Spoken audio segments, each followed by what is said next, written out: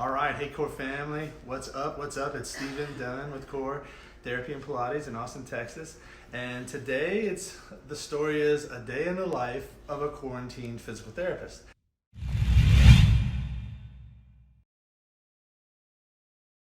And I have my son here with me. He's 11, this is Sai.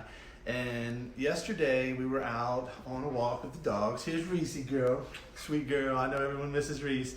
We were out on a walk with the dogs, and Silas had a little injury to his ankle. And I'm gonna have Silas tell a little story of his injury ankle, and then I'm gonna give you some tips in case this happens to you during your quarantine on just some ideas to think about before you go to the emergency room. So with that said, Silas, tell the audience what happened to you yesterday to your ankle, my man. So I was just riding my scooter. I was riding up and down the street, and there was this pothole, and I'm not really sure what happened, but I ran into the pothole and my foot just like slid off and is now sprained. So.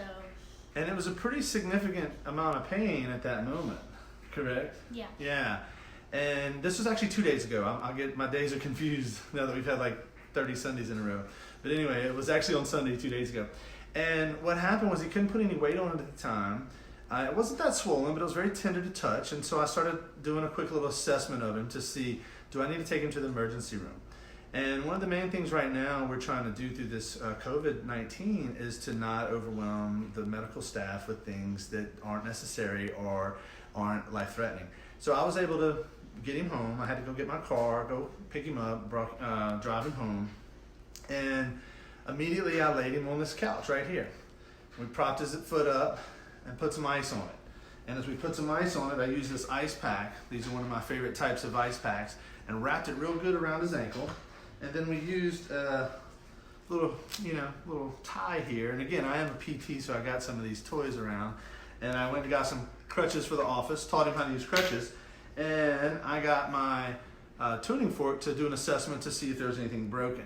Nothing broken, but the key for you at home, you won't have those tools or toys like I did. The key for you is if the next day, he woke up, if he couldn't have put any weight on his foot, then that would have been a concern, and I would have brought him in to have him checked out.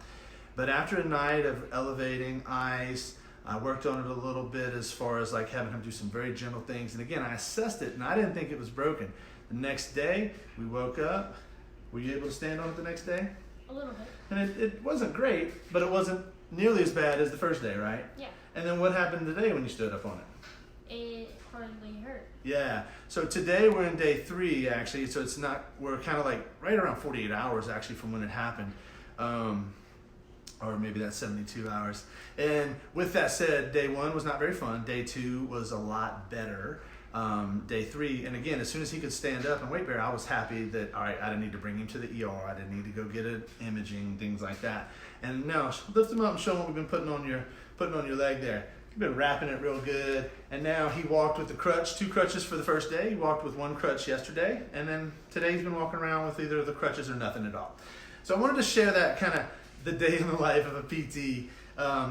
I did have a session this morning, a telehealth session this morning, and I got a few more telehealth sessions this afternoon. But we are home. Many people are home. Everyone should be home.